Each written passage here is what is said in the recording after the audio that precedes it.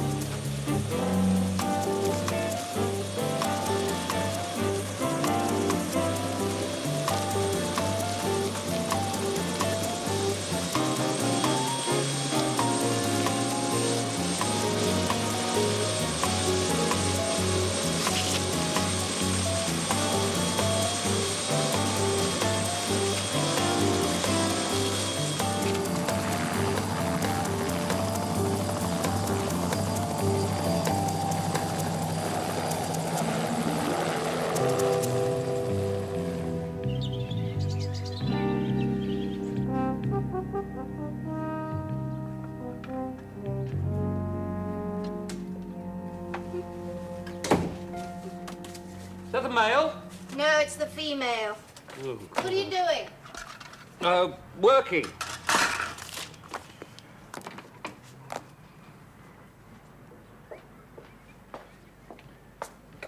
Does it never occur to you to get in the lift, go down to the ground floor and get the post yourself?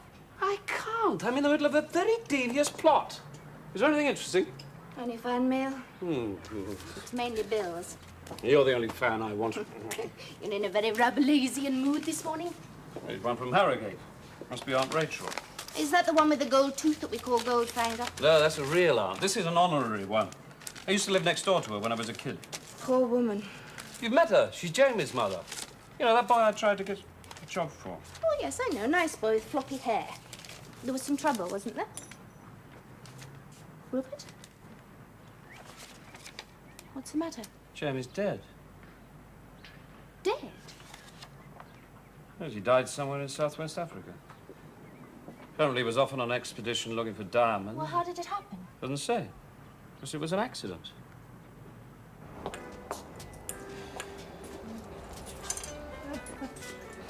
Do you mind? Do you mind? I don't know why we ever left Africa. And out there, it seemed to be sharing the country with people. This lot's so uptight, won't even share the time of day.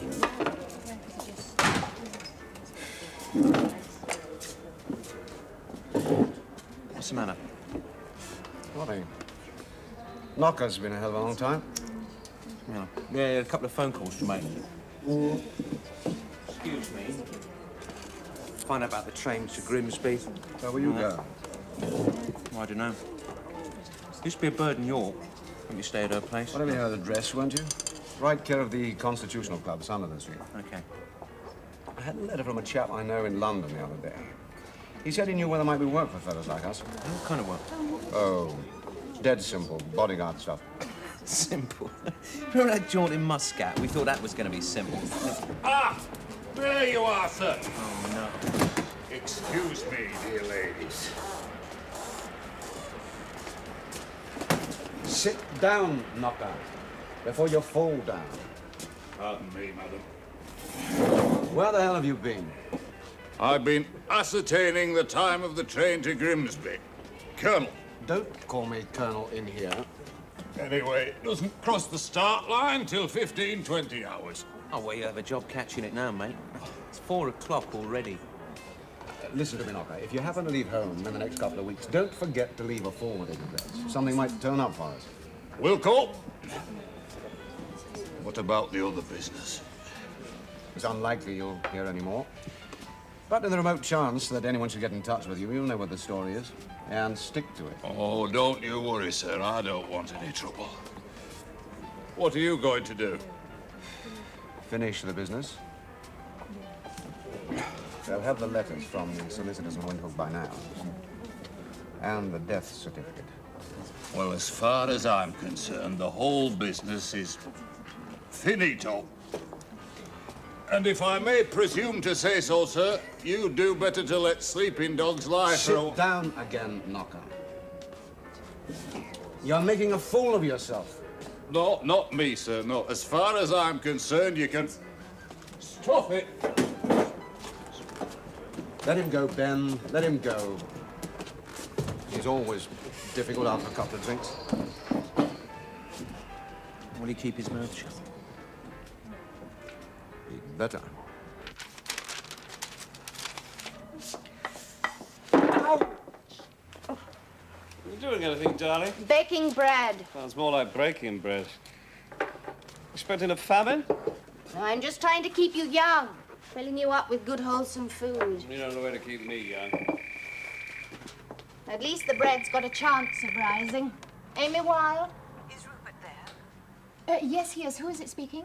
It's Rachel Somerville, Amy. I must speak to him. Yes, of course. We were so sorry to hear about Jamie. Rupert's here now. It's Rachel Somerville. Oh, hello, Aunt Rachel. There's a letter on the way to you, but... Well, you know how we both feel. Rupert, something's happened. Something... Well, it's just so strange.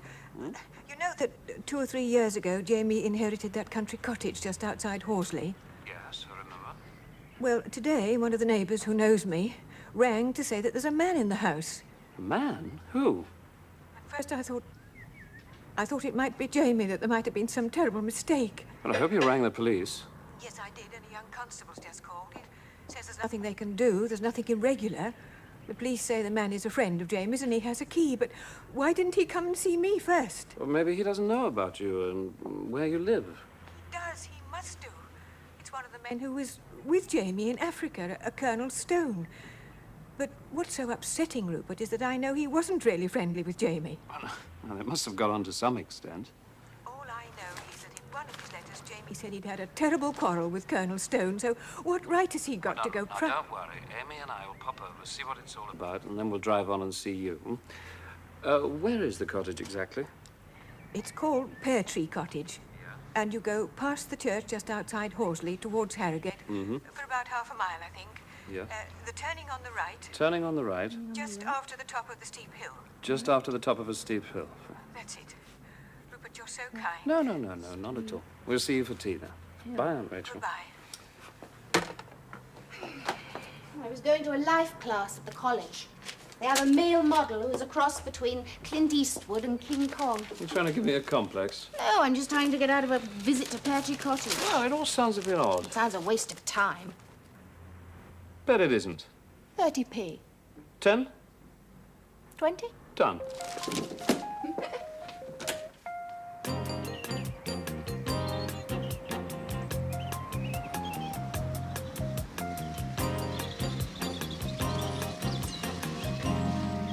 Suppose we're on the right track now. We turn off at the top of the hill, according to this. And where, according to Aunt Rachel? Top of the hill.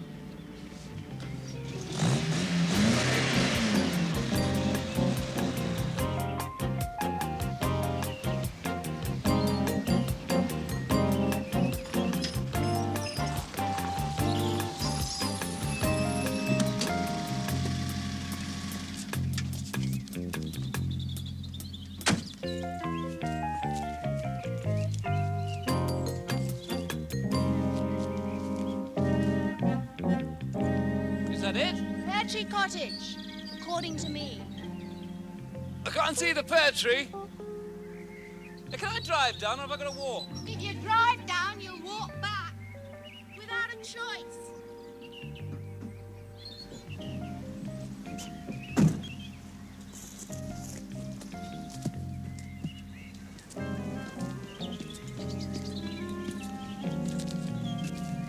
Sorry about that male model, by the way. You're not. I could pose for you to see you. You have to stand on one leg with a bow and arrow. Eros? Long John Geronimo.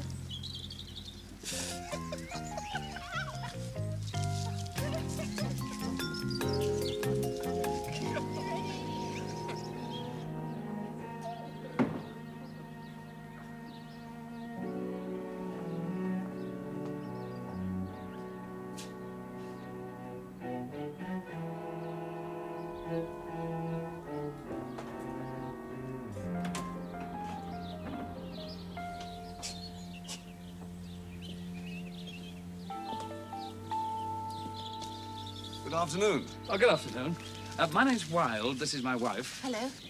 How do you do? We're friends of Jamie. I wonder if we could have a word. Of course, Miss Wilde. Do please come in. Thank you. My name is Stone.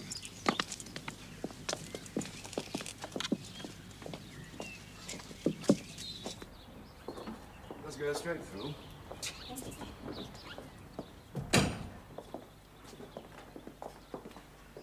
Please, sit down. Thank you. You've obviously heard the news. Yes. Yes. Well, let me get you both a drink. Well, there's nearly everything here, I think. I can't vouch for the sherry. Jamie never did have much of a palate, I'm afraid. Mrs. Wilde? I'll risk the sherry. Oh, suit yourself. A very small scotch from me, please. No water. Of course. So, you were friends of Jamie's? Yes. Jamie's mother rang me. She'd heard you were here, and she was rather upset. In fact, I understand she asked the police to call. Yes, I feel rather bad about that. It might have been wiser if you'd have seen her first. Yes, I know. Moral cowardice, I'm afraid. I just couldn't face her, not yet anyway. But I shall go. I have an address somewhere. Thank you. Where's Jamie buried? Well, there's no grave in the orthodox sense. He's buried south of Grootfontein, north of the Kalahari Desert. I have an approximate map for reference, but nothing more, I'm afraid. How did it happen? We were after diamonds. A wildcat survey, where the Cape Mining Company holds a franchise. They license a few people every year for the parts their regular teams find too expensive. Or too rough. And how many were you? 4 of us.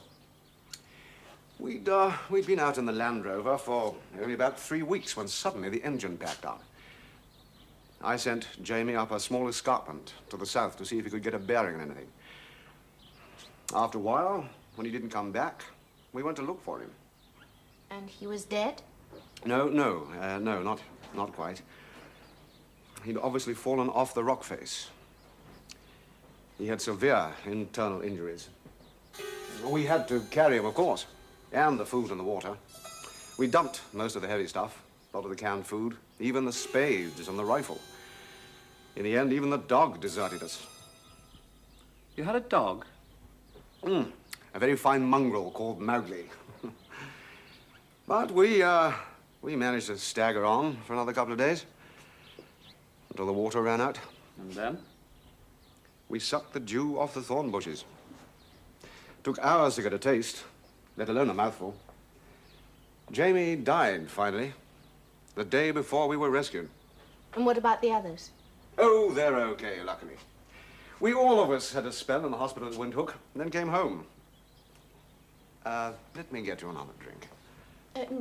No, thank you. I won't. Though you malign Jamie's taste, it's very good sherry. No, we have to get along. Well, I'm very glad to have met you. Did you know Jamie well? No, not very well. I tried to fix him a job with my publisher once, but it didn't stick. Yes, I'm afraid he was a traveling man, like me. Are you returning Jamie's gear? Sorry? Well, if it's not a rude question, I mean, what exactly are you doing here on his property? Oh, didn't I say? He made over the cottage and the contents to the 3 of us, so now we're lumbered with this lot. The only sensible thing to do is to sell it. But Jamie's mother knows nothing about all this. Well, he did say he would write and tell her. You see, he was broke, and the rest of us staked him for the trip. It was a legal transfer? Well, it doesn't look much. He wrote it in the back of a bill he got from a chandlery store in Windhoek, but the lawyers say it's perfectly valid. So, in effect, Jamie sold you the cottage and its contents in order to pay for his share of the expedition expenses. That's it. And believe me, we shan't be in pocket. The Land Rover was brand new, and the insurance company had some escape clause that let them off. And nobody lives on biltong these days, you know. Oh, no. We had an ice box with fresh food and the lot. Yes, well, I'm sure it's all above board. It is. Sutton and Welbeck of Lincoln's Inn are my solicitors. I've asked them to send photostats of Jamie's mother. Fine. Well, thank you for your time. And thank you for all you did for Jamie, trying to save him. That was nothing, Mrs. Wilde. I'm sure Jamie would have done the same for any of us.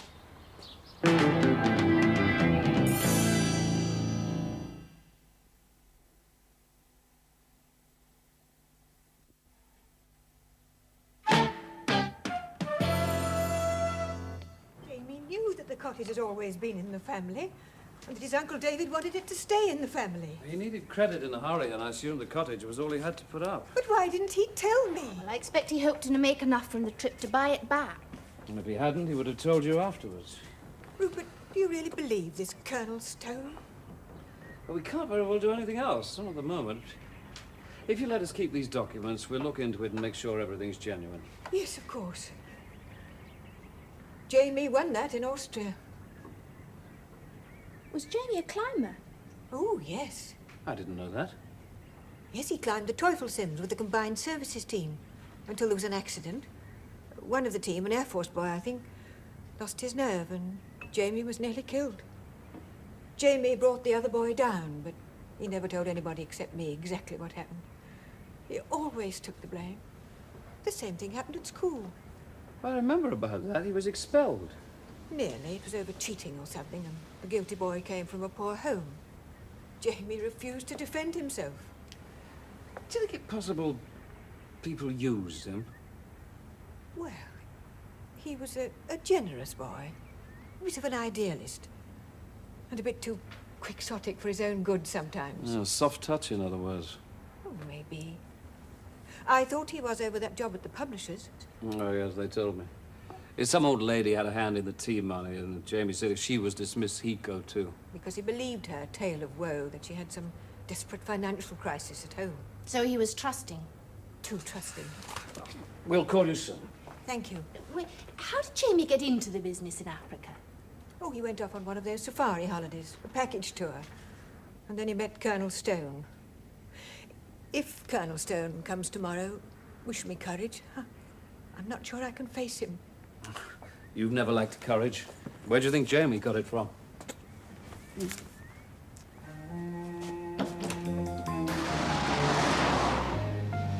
we practicing for Le Mans or hunting frantically for a loon? We're going home to work. On a book? On a mystery. Title? The Private Army of Colonel Stone. Ah, I had my suspicions. About Stone? About you. Don't you think it odd that a Combined Services climber should fall off a piddling escarpment in Africa? Well, people have climbed the Himalayas and fallen off a garden wall. Jamie has a history of being a prize mug. Mind you, wouldn't fling himself off a mountain to please Stone. Exactly. Do you trust Stone? Not entirely. I mean, the story was a bit pat, wasn't it? Right, so we'll do some checking. Now you take this end, I'll do Africa. Africa? I can't afford to go to the laundrette. I'm not going. Christopher's got a friend on the Yorkshire Post. They'll have a telex. For one horrible moment, I thought we were into your Dr. Livingstone bit. I reckon I'm more Lawrence of Arabia, actually. Quite right. You handle this car like a camel.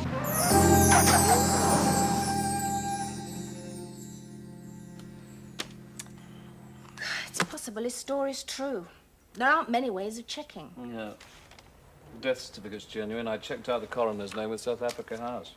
The hospital in Windhoek? You do that. Thought you were doing Africa. Find out if they had to give names of next of kin. Usually do in hospital. Well, so that we could check on the other team. Right. Check with Union Castle, too. See if they were passenger listed. You might even get forwarding addresses there. You don't really think that Stone murdered Jamie for that cottage, do you? Men have been killed for a lot less. The coroner's report said the police patrol with native trackers searched for days and couldn't find the body. So? Well, if Jamie had died at the last camp, it should have been easy enough to find. The helicopter pilot was supposed to have a map reference. Well, if the body's not buried there, I mean, maybe Stone is lying. Why? Because he doesn't want a post-mortem. Because Jamie didn't die by falling off a lump of rock. Oh, it's a lot of guesswork. At the moment... Come in. The door's open, just push it hard.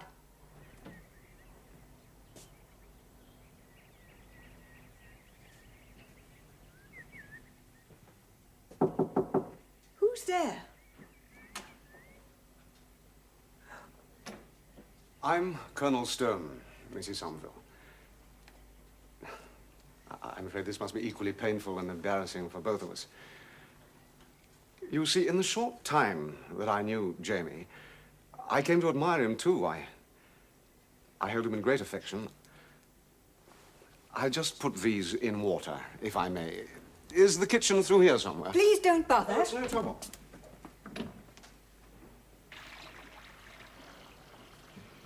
Here we are. That bowl. I picked them in the cottage garden. They're the Wilde ones. You know that Jamie always said were his favorites. Won't you sit down, Colonel Stone? Oh, thank you.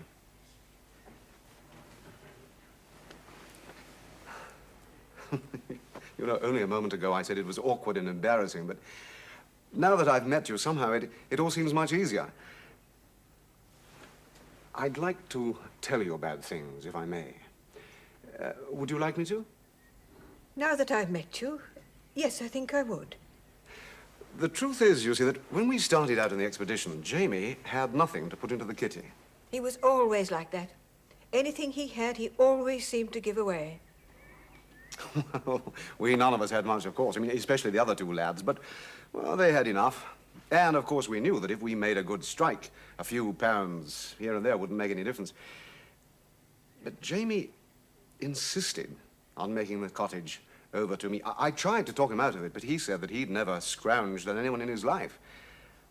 I'd have torn the paper up myself, but, well, you see, I had the others to consider, which is why I'm in this embarrassing situation. Thank you for being so frank with me, Colonel Stone. The place isn't really very valuable. I only hope you and the others won't be out of pocket. We'll see. I don't suppose you'd care to visit me there. If I fetched you, there might be one or two things that... I'm sorry. Forgive me. We're having a memorial service at Horsley on Thursday. I don't know if you and the others would like to attend. Thank you very much. I'll tell them. Did you get the various papers, by the way? I arranged for them to be sent on. Yes, Mr. Wilde has them, actually. Mr. Wilde? Ah, yes, he came to see me yesterday. Yes, I asked him to. You know, it's a curious thing, but you're almost exactly the way I imagined you from Jamie's descriptions. He talked about you a great deal, how he was always afraid of letting you down. Oh, he never let me down. I was always very proud of him. And he was a lucky man. I haven't any family myself. I'm sorry. Maybe that's why he talked about you such a lot. He was always good at sharing things. Forgive me, I'm getting dangerously sentimental. And I really must be going now. You won't stay and have lunch with me? I manage very well, you know, and it would give me great pleasure. And me. But I have to meet a friend in York. There's something I must get.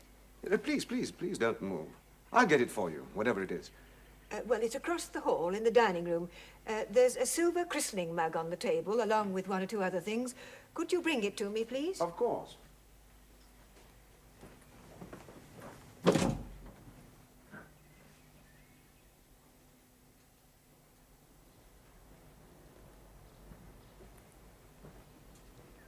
Is this the one? I want you to have it. I was sorting through some of Jamie's things last night. It's real silver. It's one of the few things of value he never gave away. He was always very fond of it. He used to drink beer out of it when he was older. I can't accept it, really. I insist. I know that Jamie would have wanted me to give it to you. Thank you seems a most inadequate thing to say. Now, you really must be off, Colonel, or you'll be missing your friend in York. All I can say is thank you, and thank you for making a difficult task much easier for me.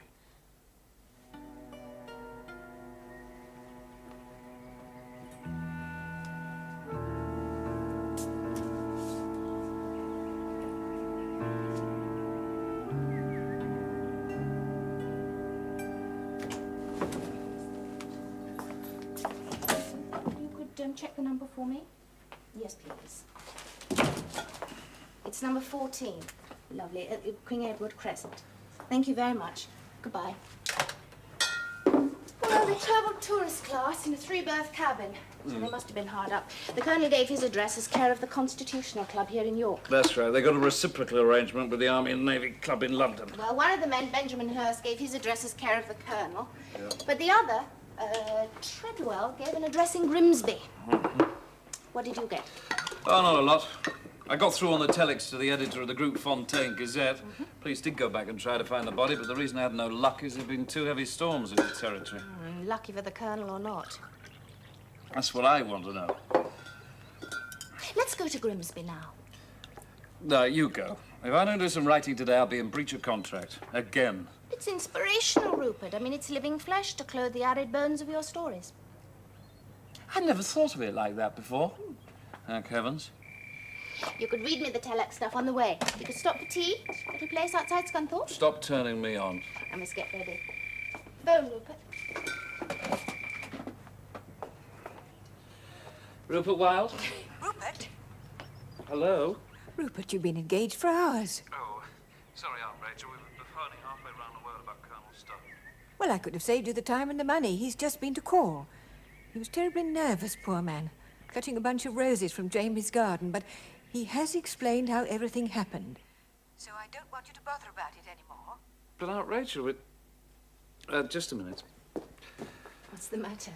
Stone's bought her off with a lot of charm and a bunch of Jamie's roses. Just how did he explain it, Aunt Rachel? Jamie insisted on giving the others the title to the cottage as his share of the expenses. But I told you that yesterday, when you didn't think it a very reasonable exchange. Yes, I know that, Rupert, but I don't think now that the Colonel could be dishonest. He seems so genuinely fond of Jamie. You don't think he could have been flattering you a bit, do you? Well, yes, I suppose he was, but only because he wanted to be helpful, to console me. I mean, those wild roses, saying they were Jamie's favourites when he probably knew as well as I do that Jamie couldn't tell rhubarb from a rhododendron. Really? Such a nice man. Anyway, I thought I'd ring and tell you that I am happier now. And I hope to see you both at the service. Yes, all right. Bye, Aunt Rachel. Goodbye. Grimsby? Grimsby. Oh, how do I look? Right? You don't tell me how I look. Well, you always look so distinguished. You know, Rupert, I've never known anybody look quite like Look, shall we? Let's get going. Shall we? Come on. Come on.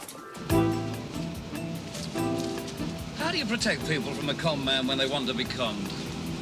Well, what if all this time he is telling the truth? Everything we found agrees with his story. But he's even putting her on about the flowers he picked in Jamie's garden. He's trying too hard.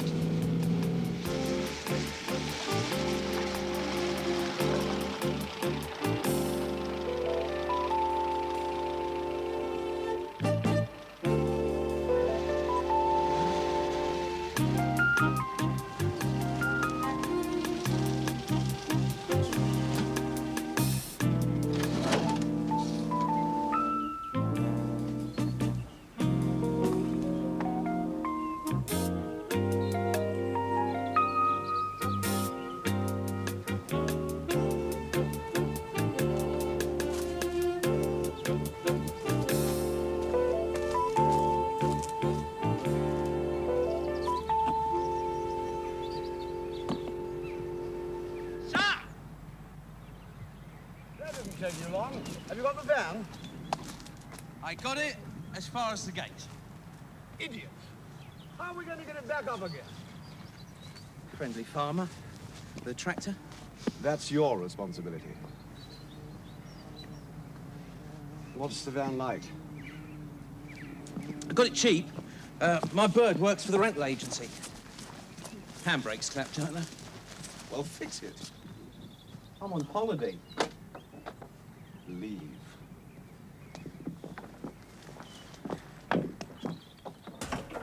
I sent Knocker a telegram to get in touch.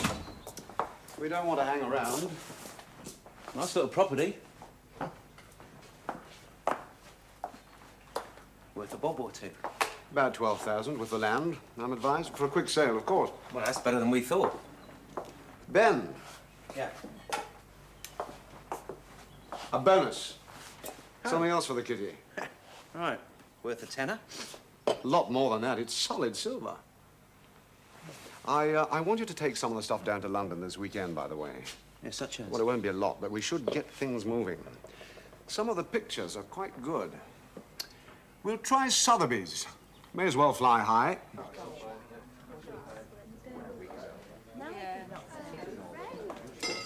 Excuse me. Do you know Mr. Treadwell? That's the gentleman over there. Thank you. Rupert is there. What's this then? Well, we called at your house. Your mother said we'd find you here. So? Well, my name's Rupert Wilde. This is my wife, Amy. Do you mind if we join you? Be my guess. We wanted to ask you about Jamie Somerville. You were there when he died, I believe. You policeman? No, we were just friends of Jamie's. And I don't have to tell you anything then, do I? Oh, you don't have to. I will, though. Just in case you think there was any funny business. What do you want to know? We want to know just how it happened. Not a lot to it. We were out prospecting for diamonds. Colonel Stone, who was running the show, had a license, and there were 3 of us with him. Somewhere north of the Kalahari, the Land Rover broke down. Things got a bit dicey. And what did you do? Oh, Colonel took charge. We made up all the essentials into man loads and set off on a compass bearing due west.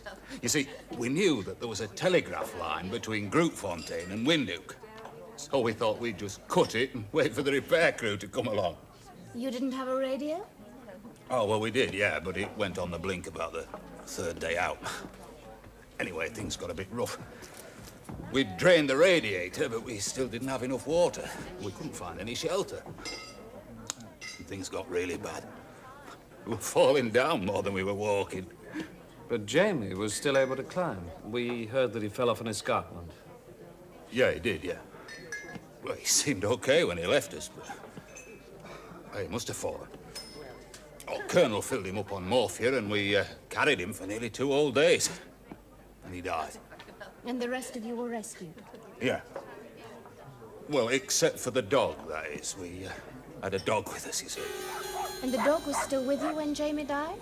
Oh, only just. Couldn't feed him, you see. Colonel had to shoot him in the end. Poor little devil. Terrible it was. I thought you left the rifle and all the heavy things behind.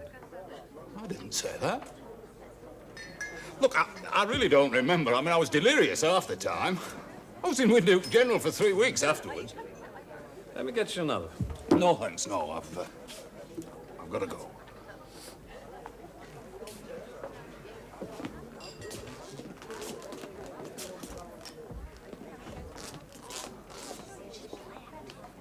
So, Yeah, maybe it wasn't the dog who was shot.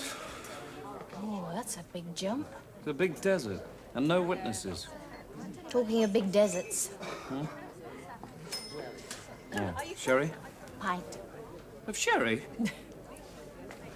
It's unladylike. So's tramping through the Kalahari. Never feeling we're going to be doing that again. Several times. No, be here tomorrow. We'll catch a train to Harrogate and a taxi from the station. We can afford it. Or we shall be able to soon. Fine. Right, see you then. Knocker. Yes. He's had a visit from Mr. and Mrs. Wilde. The couple who were here. Right. Well, I hope he was sober. Well, he says he was. I think I'll invite Mr. Wilde to lunch tomorrow at the club. Anything I can do? Phone in twice a day. And keep the van handy.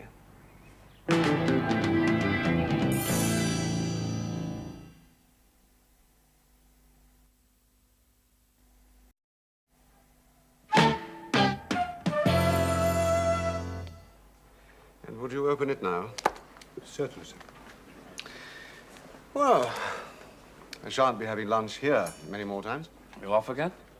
Yes, as a matter of fact. As soon as I've tidied up my affairs. And Jamie's? Those two, of course. That's what I wanted to talk to you about. I thought it might be. I understand you went to see Knocker Treadwell. That's right.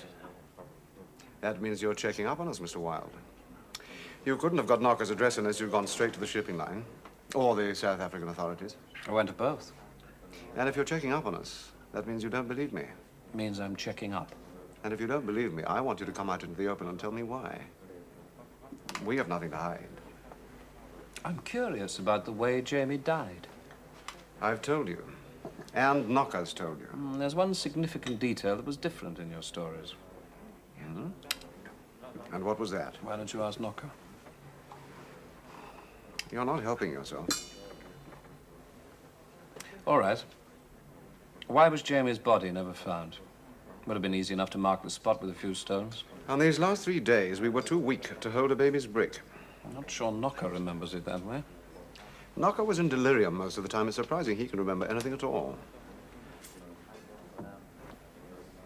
I hate to sound like a stage villain, but I'd like you to stop running after us. You threatening me with your comic private army? I'm just telling you. You won't help anyone in the end, you know. In fact, someone might get very badly hurt. Do you understand me?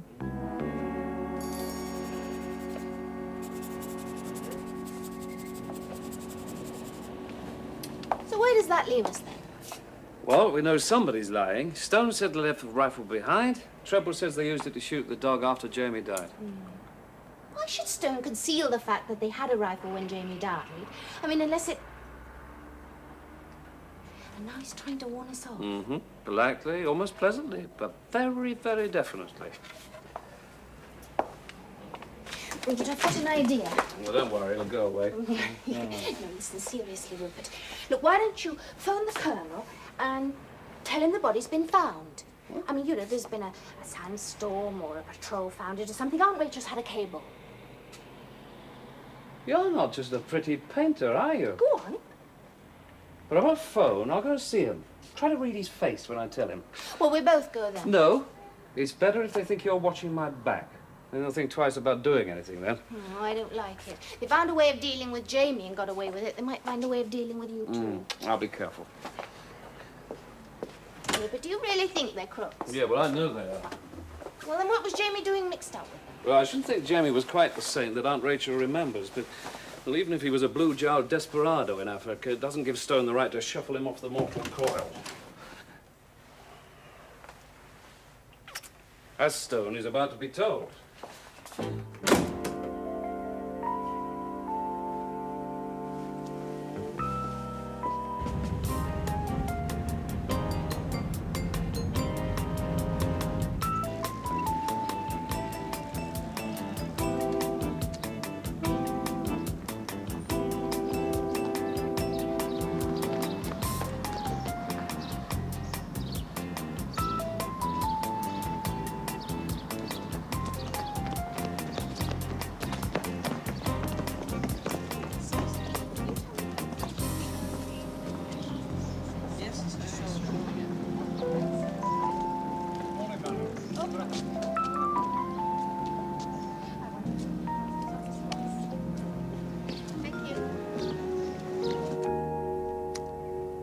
Where's all this furniture off to, then?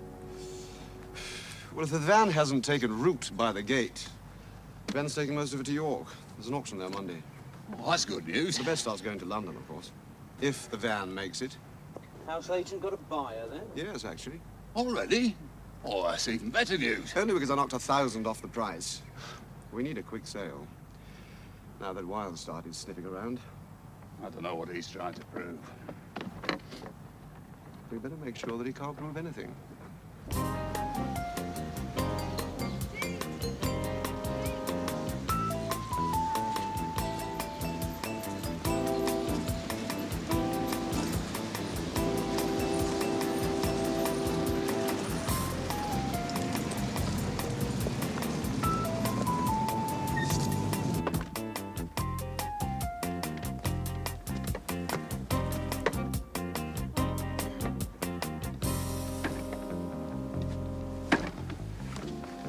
What do you want?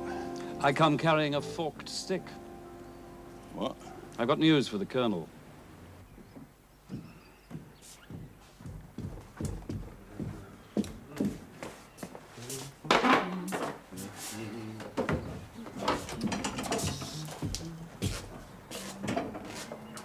Mr. Wilde to see the Colonel. You seem in a hurry to clear things up? Yes, we are. And I warned you not to come here interfering. Well, in the normal course of events, I wouldn't, but I have some rather dramatic news for you. Which is? Mrs. Somerville has just received a cable from South Africa. And? Jamie's body's been found. Really? Seems another sandstorm uncovered it. The air patrol saw the buzzards. Afraid your story wasn't, shall we say, bulletproof, Colonel. We don't believe you, Wilde, do we, Ben? Take an earthquake to shove him up. Yeah, it would. Amazing. From 3 people who, quote, couldn't lift a baby's brick, unquote. We couldn't. We very nearly died. But Jamie did die, and not by falling off an escarpment. Hey, Colonel. Yes? You've got another visitor.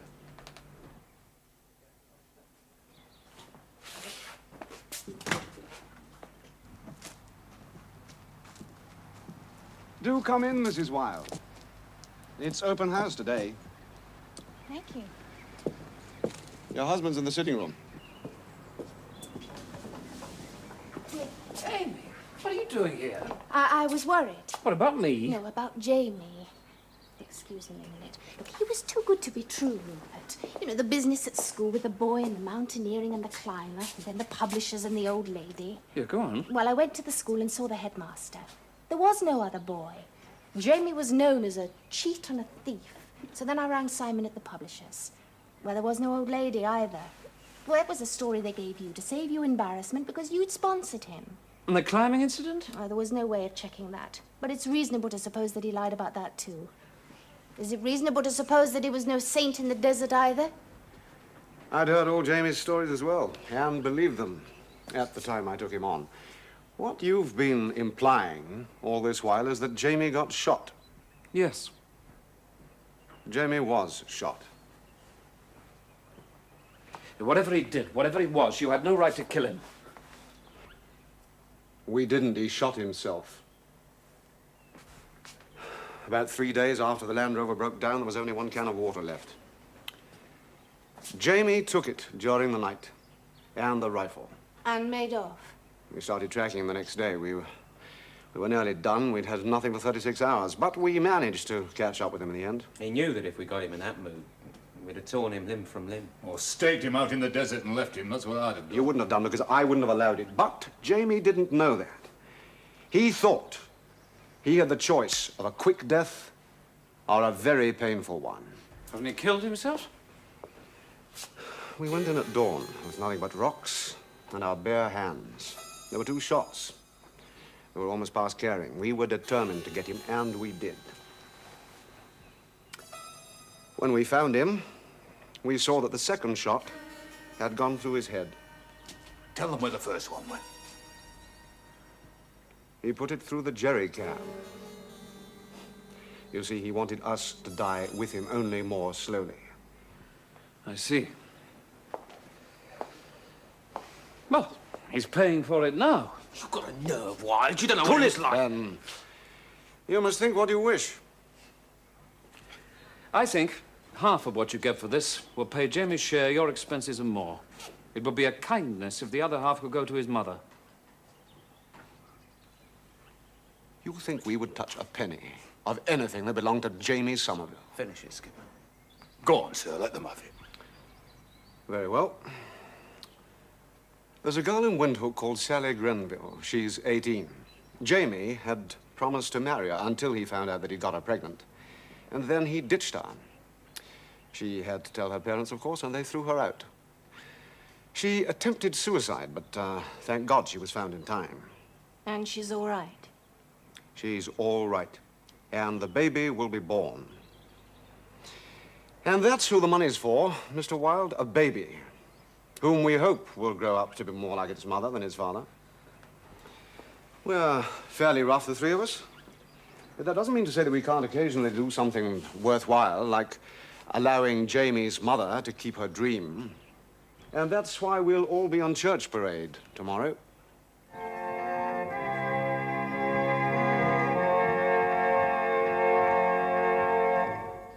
I am going to call this commemorative address a hero of our time. That may sound trite to you, but it won't when we have examined the courage and self-sacrifice of James Dalgetty Somerville. His life was short, but it was an example to us all. From his school days until his death, he lived to help others less fortunate and less gifted than himself. Well, that's that then, Colonel. Forever and ever. Amen. I think you deserve a medal. The real clincher was the idea of the pregnant girl. Yes, beautiful.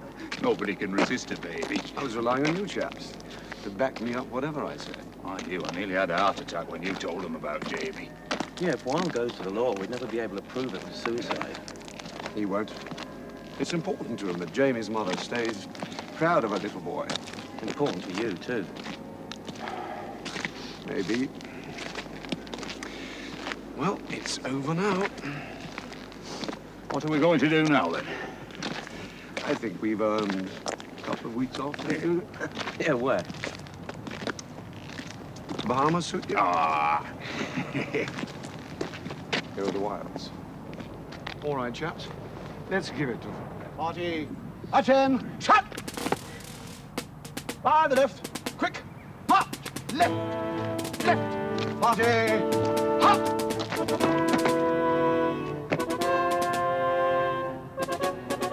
Stand at, take! Stand easy.